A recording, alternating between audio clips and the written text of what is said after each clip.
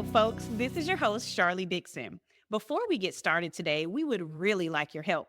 Please rate and review our podcast with 5 stars and make sure to share it with a friend. By spreading the word, you help us grow and reach more people, allowing others to discover the valuable insights shared in each episode. Thank you so much for being an important part of the Behavioral Health Today community.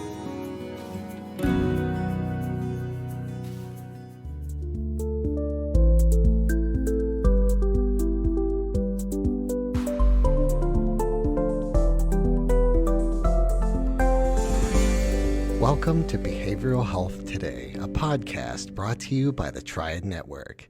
This podcast is designed to share trending topics occurring within the world and our communities and bring them a behavioral and mental health perspective. Welcome to Behavioral Health Today, a Triad production. I'm your host, Dr. Graham Taylor. Today we have a returning guest, Dr. Henry Venter, to continue our prior conversation on a podcast that we had just had so much fun with. Henry is a licensed clinical psychologist, a professor of psychology with over 25 years of experience in clinical practice and education. His research focuses on the increasing mental health issues among young adults, particularly the rise in loneliness and the significance in meaning and purpose in achieving happiness and fulfillment. Henry employs a therapeutic approach that integrates client-centered therapy, cognitive behavioral therapy, and psychodynamic principles, providing a holistic framework for his work with clients.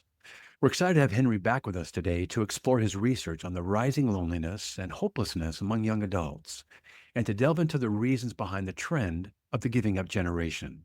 Henry, welcome back to our show. Appreciate it. So nice to have you back with us. You know, in our first show that I've so encouraged people to go back and listen to, we had a great conversation together.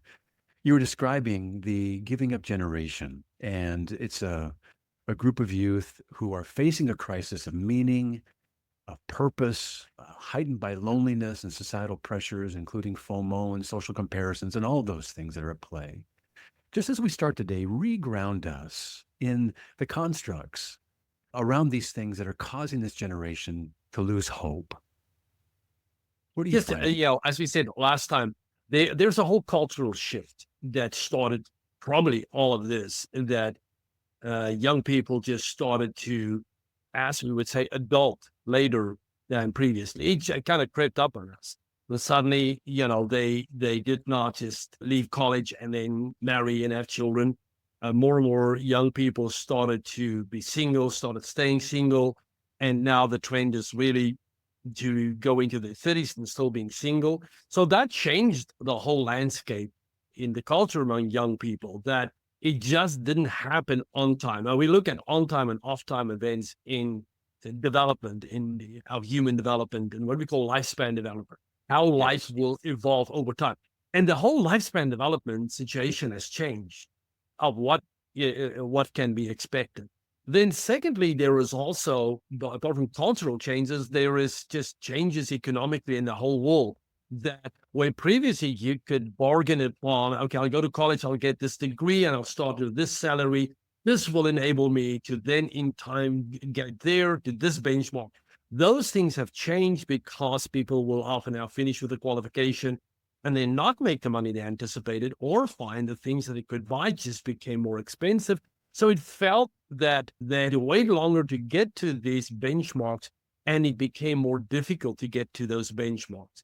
And so gradually, a lot of young people started losing hope in, can I even get to these things? Isn't it too difficult to start? It also seems how young children from the past has been prepared, youth and adolescents, for what was lying ahead, did not match up with the reality. That life has always been difficult. We can't say it's more difficult now than before. We can get somebody here much, much older and says, well, in my time, it was equally difficult. But I think the perception was given to young people that it's going to be easy. You do this and this, and the success is there. And it is not true. It is actually, life is not easy. It's a lot of challenges that you have to face, and obstacles and failures. And it is as if we experience a group of young people that feel this shouldn't be the case. We shouldn't struggle. The past shouldn't be easier. It's like, but didn't nobody warn you this is going to be tough, that you are going to have failures, setbacks, disappointments. And so it's as if the mental resilience is not measuring up to the task. Boy, these are really, really key things that you're raising right here, and so explanatory. I appreciate you kind of grounding us in this cultural shift, and you're right. People are staying single. They're not, going through some, and what just raised right there. There is a lifespan development chart that we've had over all these years with developmental tasks in each of the different stages in our lives, all the way through generativity and all the That's things right. that we know about, and we're kind of supposed to hit those marks, and that's what we've labeled and researched as being these are the steps that you take to be a healthy person, adult, partner, all those things that go together. But you're right, people are staying single for longer periods of time. People are postponing or choosing not to have children. And you're talking about the cultural shift, explaining that, and also the financial realities around things.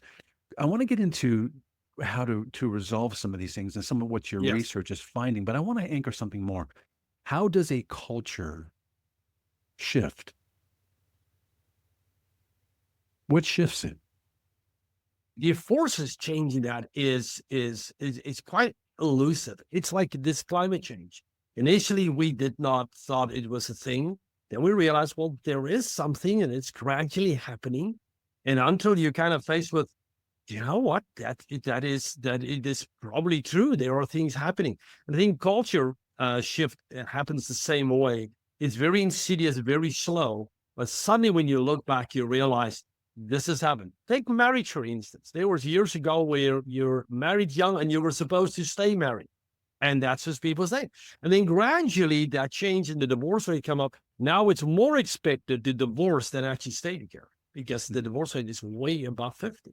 And then initially it was, no, it can happen. And now it's accepted and expected. It's going to happen. There's support services. So it's a slow, insidious change. We're not sure what has changed that suddenly young people started marrying later, thinking more. The actual causes of that is not clear. All we know, it happened and it's there. And we try to explain that. Now we talk to young people and say, well, why are you staying single? To me, it's just my anecdotal findings is that a lot of Yes. young people learn to think about these things. They look at what happened to their parents. They look at relationships that broke up and says, I don't want to go the same route.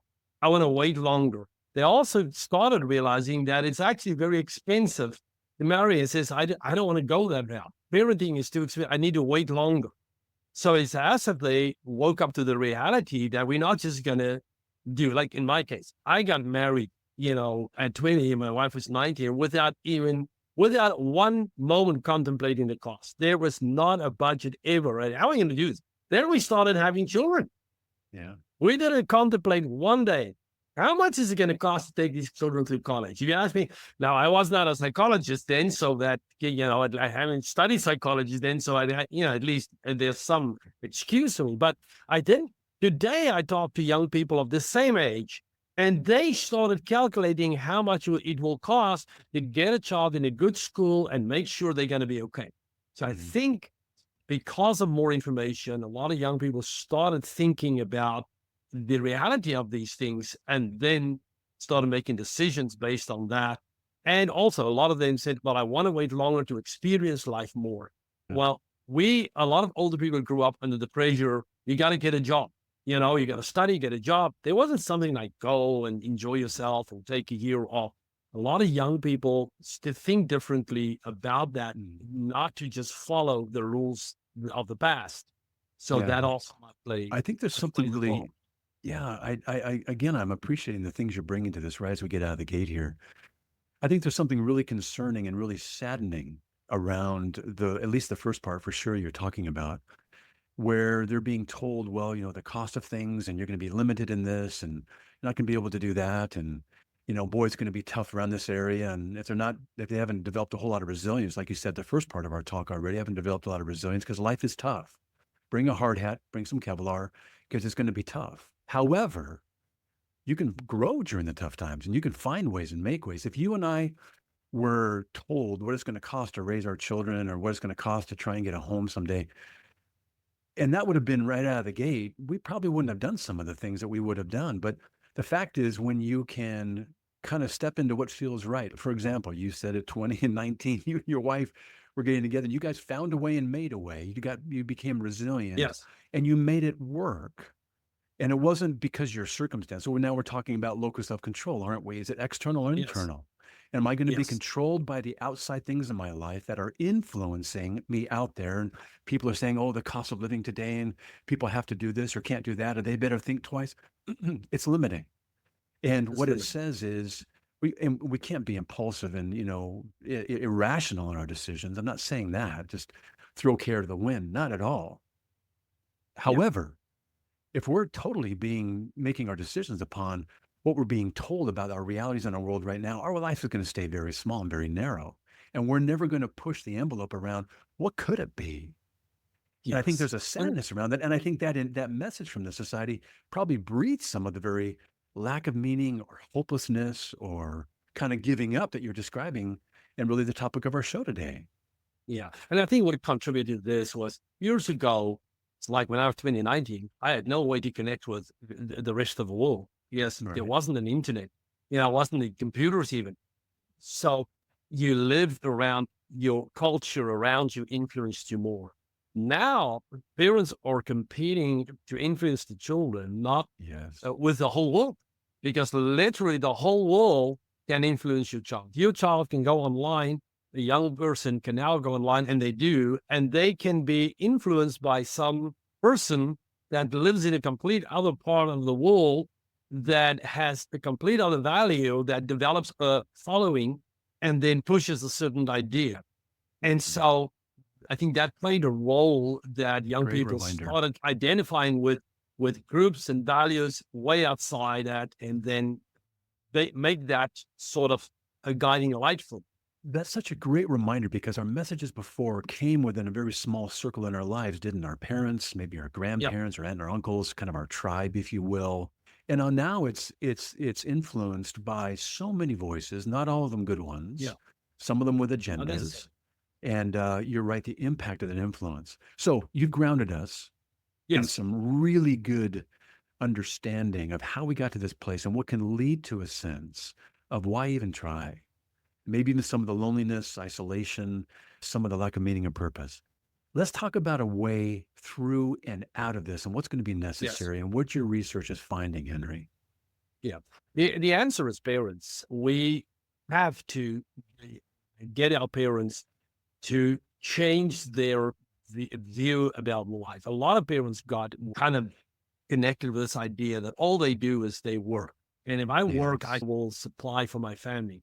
And they need to understand that your family needs more than your work. They need you. They need the parents. So a lot of parents, interesting enough, while the divorce rate went up, a lot of parents incidentally remain very successful at work because their focus is their reality. They focuses on their careers. And we should bring parents back. So we need to start with educating parents. Say that nobody else is the answer for your family, your Right. children, than you. And you need to realize nothing can replace you. It's good to work. You got to supply, that's in the capitalist world that we are living. You need that. But if you want to influence this whole thing, you need to change your parenting style, because somebody's got to teach that child to, first of all, to bounce back from disappointment, not to fear failure. And for that, you need to become involved. And I'm excited by things. Last night, I had to wait for a client that I had to see because he said, hey, I first need to go to school. My child, it's his last child who's now in elementary school. As a parent evening, and I'm going to go to my wife. I'm like, right, this is the guy. This is the guy's guy. And he's like, he's going to find out what's going on at school. That's what we need. Is first you need to get involved. You need to find out what's going on with your child, with their world, and then you need to create a connection. Because not only do parents are people who need to teach their child that it's not a fear of failure. The failure is a teacher. It's just an experience, and the disappointment is just another emotion you have. But failure is a step in the right direction. But we need to raise problem solvers. And there's great resources. Like there's a author, Vicky Caruana, who wrote a book, Giving Your Child the Excellence Edge. And she talks about a 4-step process that says, okay, if you teach a child to be a problem solver, help them to hold on the best solution, sit with them, don't tell them this is what to do, but first sit down and ask them, what is the problem?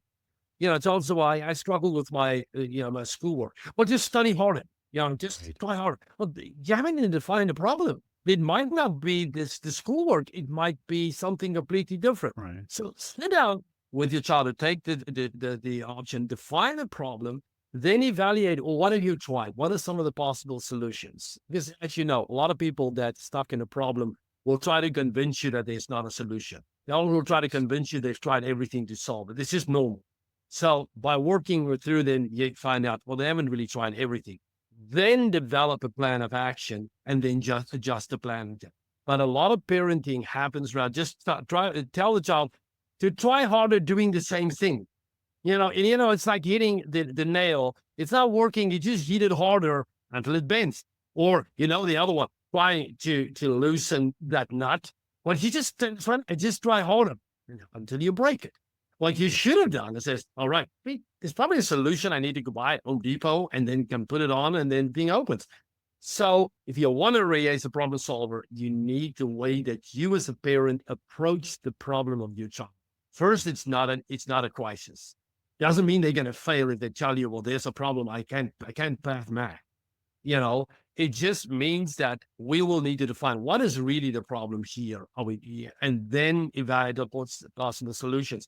But it can be a great opportunity. A lot of parents fear problems with their children, but to raise a problem solver, you'll need to get involved and follow a sort of a process and use any issue that comes up. It's actually great. What you're looking for is to identify problems with your children, adolescents, because that's an opportunity.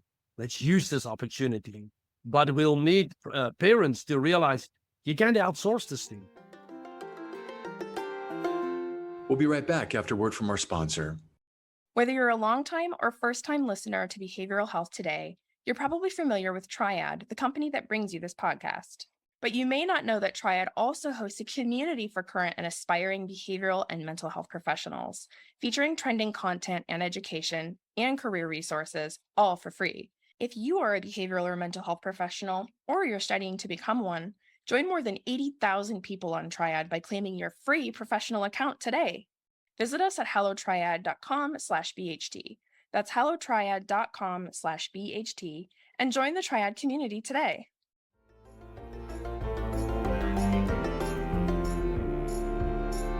I love what you're saying. There are three things that stand out to me in this. One, I asked you, what's the solution? And right out of the gate, you said, parents are the answer. That was it, bang, right there. Yes.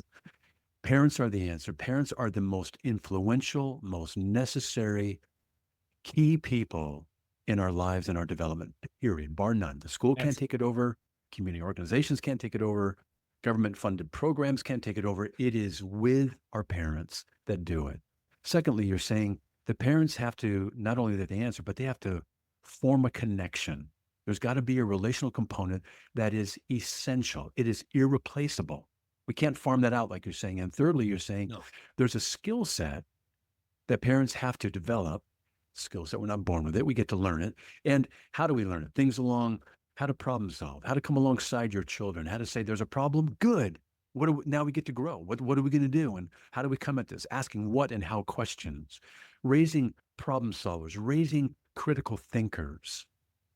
These are really cool things you're saying that are so doable. And we're kind of reminding us of the things that we can actually build back in to help equip our children to become resilient. Scott Peck, in the first sentence in his book, The Road Less Traveled, the book I recommend to everybody to read throughout their lives at different periods. And the first sentence in his book is, life is difficult, right out of the gate. Come on. Yeah. So it's not like, oh, we're going to have an easy life. We don't grow with easiness. We become soft. No. And we don't develop the resilience that allows us, like you're saying, Henry, to reach our fullest potential and our fullest selves, to be arrived at and to be proud of ourselves in those things. So I love this idea. Parents are essential. They're the answer. Connection is essential. And then the skills around problem solving and resilience building and critical thinking being essential in this. Absolutely. You see, a lot of parents think they do well, but they step in, and because the child's issue creates dissonance in them, we all want to get rid of dissonance. They solve the problem. Right. Well, let me call your teacher.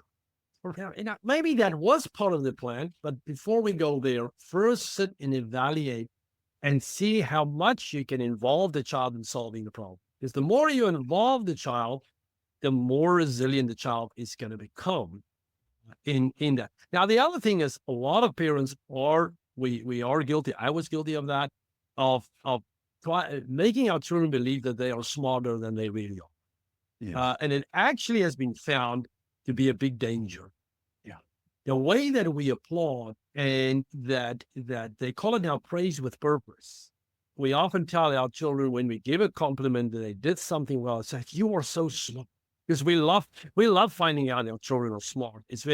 But apparently the researchers found that this was done by some very, very good researchers, Carol Dweck, Claudia Mueller, people like that found that children that get awarded and applauded based on how smart they are after they accomplished the task wanted to do more, but they eventually gave up sooner when the task become too more difficult, and then felt that they were not smart enough, and then they didn't want to do the task again. So let's stop right there just for a second. So the idea that if I praise you, you're going to want to do more. But if I'm praising you, telling you how good you are, I'm actually instilling a fear in that child unknowingly. That's Basically, what I'm doing in that moment is saying, hey, that was really good. Let's do it again. And they're going, okay, I hit it. I hit it once. I see it in athletes all the time. They have a great game, but they're afraid of their success because now the bar is set. And what if I'm a failure next time?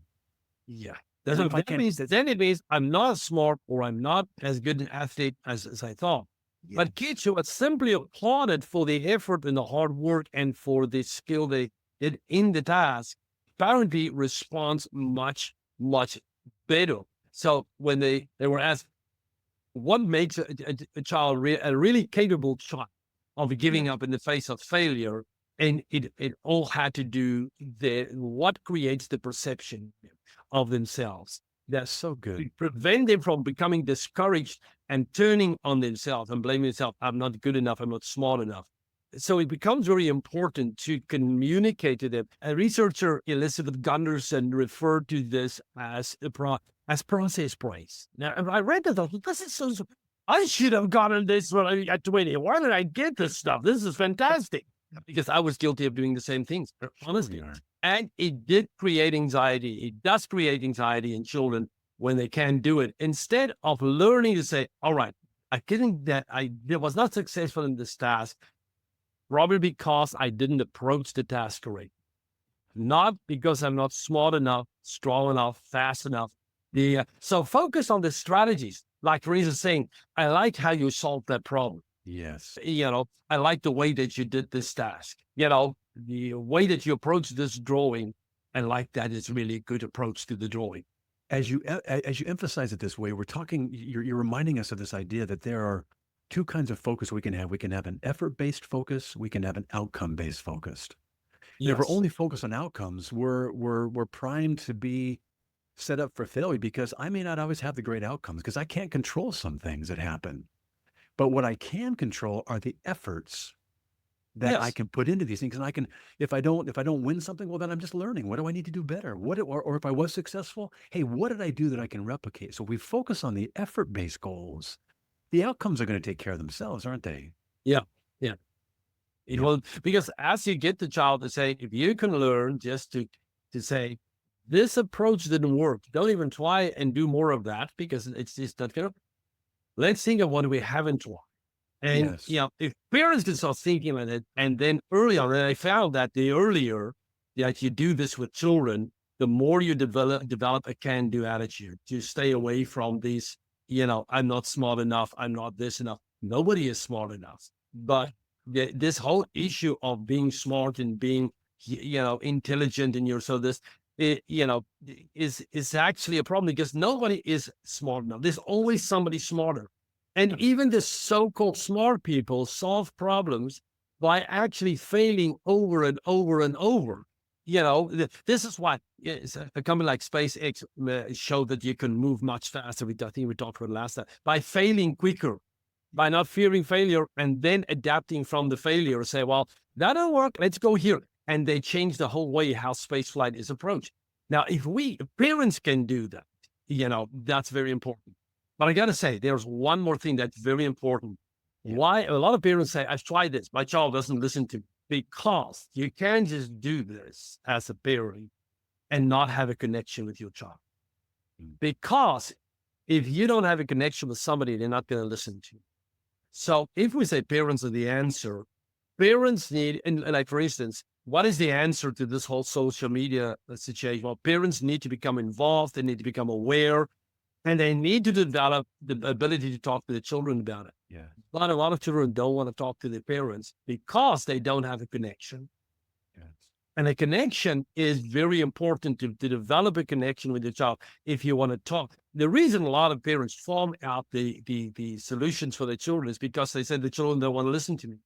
And when they say that, what they're actually saying to me is, I don't have an emotional connection with my child. That's how my child's not listening to me. So before you do all of this, you need to very early on develop emotional connection with your child. That's not the house, the clothes, all that stuff. Now, it's very simple, really. How do we develop a bond with anybody? How do you become friends with anybody? Let's say when you and Peter started working together, you didn't know each other. You didn't know you're going to like each other. You looked at him, oh, look at this guy. And then in a year or two, you guys become lifelong friends. How did it happen? Very easy. You did three things together. You had experiences together. Yeah. You did something together. Experiences builds memories, but you also spend time together. And when you spend time together, you start opening up, and then in the process, you start having conversations. And you build a connection. So doing things together creates experiences and memories. Spending time together starts building trust and knowledge about one another, and having conversations build connections. So it's very important, yes, to take your children to organize sports and take the scout thing and all of that. But it's also important that you grab a tent or something and go camp early on with your child. And not criticize them because they can't put up a tent. Maybe you can't even, but to just have an experience where you doing something together, because it gives a memory, and then that helps to spend time together where you build trust, you get to know one another, but it doesn't feel like you are being put down and look me down and talk to me. And in the process, you develop these conversations. Now, this is very important that parents must do this with their children, because if you have that connection, then this child will always trust you. In preparing for our meeting the other day, I think last week, I read again about an adolescent that went home, went in a room, and committed suicide. Why did she leave school, walk right through her house, and not talk to him?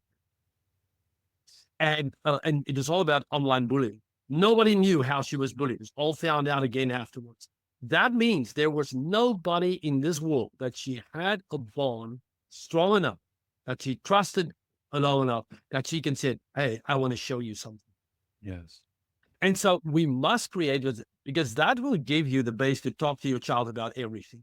To say, hey, you know what? I'm going to give you this phone, and you go to high school, and we're going to have the internet and all this, but we need to talk about what's happening on the internet, because you need to be aware. Because remember, we give phones to children. That's more dangerous than driving.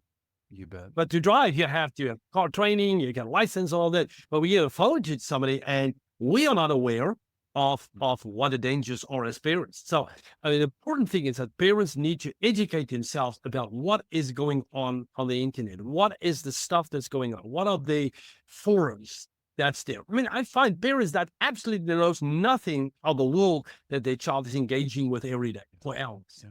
And so, so if you give your car to your child, how much do you know about a car? Oh, I can drive my car. Will you take the car away if your child is there? Oh, immediately.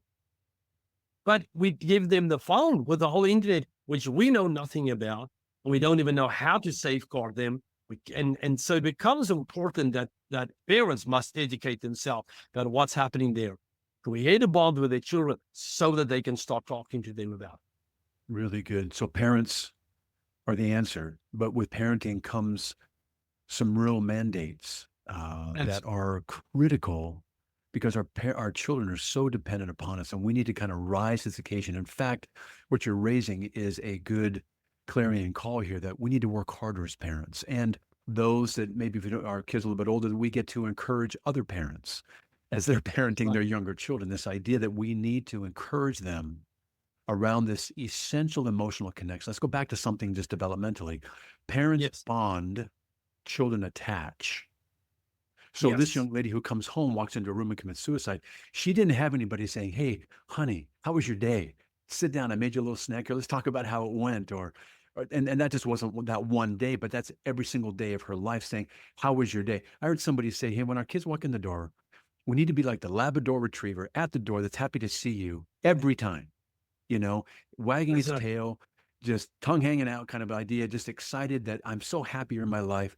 I'm glad you're home today." That Yeah. changes to some degree as our kids, age and whatever it may be. But the idea that we are engaged in the ways that you're talking about earlier, you're talking about curiosity and interest, shared experiences, whereas Yes.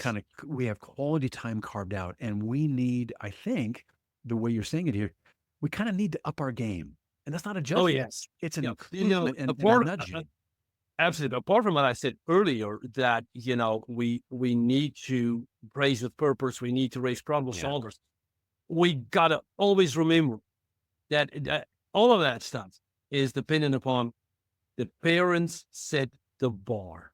Yes. Children, long before they can think, they observe you and they Yes. feel you. Remember, when you're a small child, you don't have a brain that can operate. You don't have the knowledge in your brain. All you have, you're a super involved feeler. You can feel and you can observe, and which is very dangerous because you just see what your parents doing. You observe and you feel what they're doing, and if they, they can, you don't understand what they say. I love you. You can only feel their love. Yeah. You can only experience their love by their touch, by being there. So from the very start, the parents set the bar, and then you can tell a child anything. And it boggles my mind how parents can sometimes screw up, and then they tell the child, "Don't worry, honey, everything's going to be fine." No, everything's not going to be fine. If your family breaks up and dad's going to be somewhere and you're going to be off there, I'm going to go to school. How is that fine? So we need to get to reality. And when that happens, it just says that there is no real authenticity in the parenting to say, "Honey, Yeah. we know we messed up here. Yeah. We can't be together." And it happens again, we're not shielding each other, but we're going to do our utmost best to help you through this. But it's a broken thing for all of us. We're going to start bullying. But why would we tell somebody, and the child is not, they experience on some level that everything being fine is just a cop out. That's not true. And Yeah. that then forces our children to go seek solace somewhere else. You bet. And then they find it in groups where that is probably not that positive to them. But Right. with that brokenness opens you up to making bad connections. So parents set the bar, their behavior. And by that, I don't mean parents don't need to fail. Relationships fail, we know it by now. Marriages fail, it happens. And we know what we say. If a marriage failed and it's all broken, it's better to split it up and restart. We can do it. It is the way that it's handled. So parents set the bar. Even when they fail, they got to sit down with the child and say, "Honey, I'm sorry. I apologize. As an adult, as parent, we didn't meet the bar here, and we want to talk about it. We want you to talk about it." So, but you can do it if you have. So a breakup doesn't need to break the connection, No. but you need to be honest, and you need to educate yourself, and you need to realize this parenting thing, I can't form it out. I'll need to do it. That's Yeah. important. I really like this. And I like this idea. What if a parent listening to the show says, "Well, hey, the horse is already out of the gate and it's too late. I can't bring them back in the crowd." And that's not true. I think what you're encouraging here is for a parent to be able to say, "Hey, let's say huddle up with their team, their teen, where they may not have established the connection that you're describing." And the parent gets to say, "Hey, can we talk about this season of your life? And what I'm recognizing is that maybe I've missed some opportunities and I don't want to miss any more opportunities with you. And I'm Yes. trying to, I want to form something here with you. I'm going to be clumsy. I'm going to be awkward. I'm going to be stepping on both of our toes as I try and, but I want to form a better relationship with you. I want to be in your Absolutely. life and I want to know you better than I've done to date. And I'm Yeah. not going to be perfect, but I want you to know my heart. Yeah. Would you be open to me trying to get to know you better? Yeah. And And you just to don't. come with that honesty. I don't Absolutely. have all the answers. In fact, I know I don't have all the answers. And Yeah. maybe we sit together sometimes not having an answer, but Well, we maybe don't. We, we, together. we, we don't. And I What we don't, need, what we need is not the answer. You need to no. start with a bond. Because Yes. two people that has a bond, sometimes sit together, you have a problem, you go to Peter, I said, "Hey, Peter, I have a problem. Peter don't have an answer, but Yeah. he's there to listen to you. So the two of you Absolutely. said, geez, we know what to do. But the fact that you're talking to somebody Yeah. makes it feel that it's a little bit better. So the whole thing is not about solutions, because on this road, there are not often solutions, but it's forming a bond with your child, which means to form a bond with somebody, you have to focus on. You Right. have to make them a focus in your life, not an aspect of your life, but a focus of your life. Because people Yes. generally become successful at what they focus on.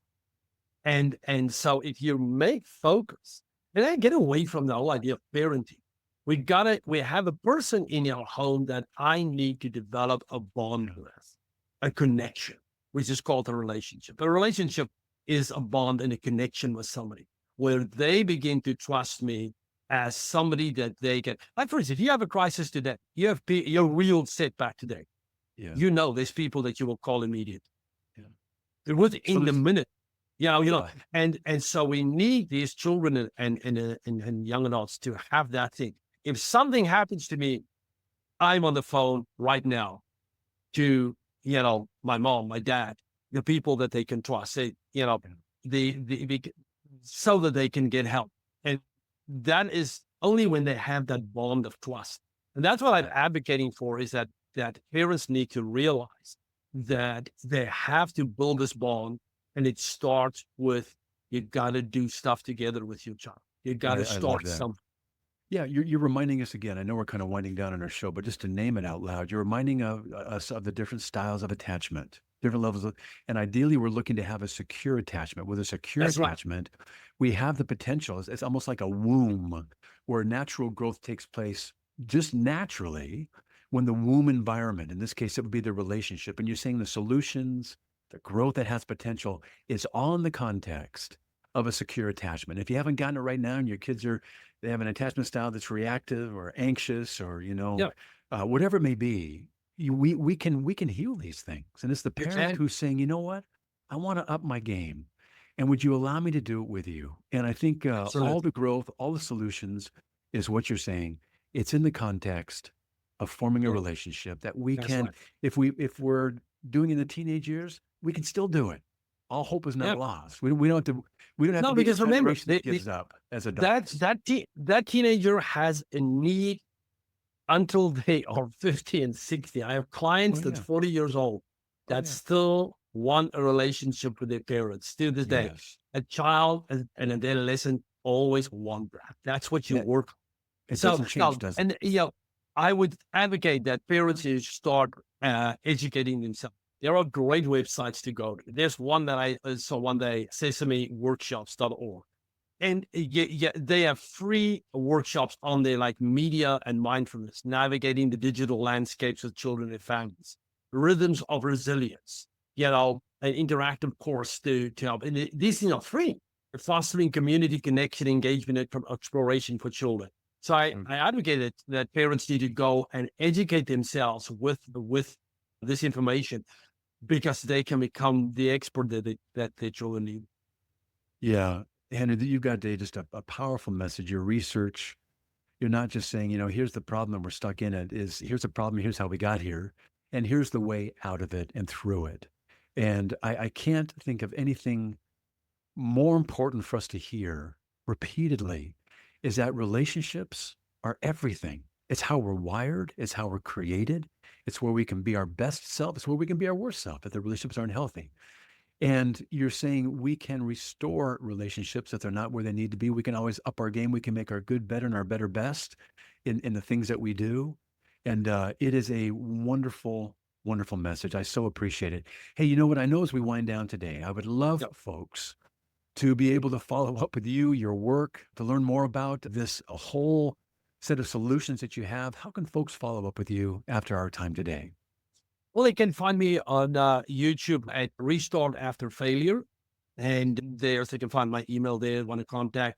We're starting to build the site out, but in the meantime, they can find my email there, contact me. Very easy. Really good. Well, we will certainly have that in our resources as well for folks to follow up. And I'm glad you gave us the audio around that. Henry, thank you so much. It's been great It's to a be with you pleasure, today. Kim, having And, me here. I it's appreciate always it. great to talk with you. Thank you again for today's time. Thank you, guys. Also want to thank you, our listeners, for taking time to join us today. And before we go, we'd love to get your help. I'd love to ask if you could leave a review and share the podcast with a friend. You see, by spreading the word, you help us grow and reach more people, allowing others to discover the valuable insights that we get to share in each of our episodes. And thank you for being such an important part of Behavioral Health Today's community.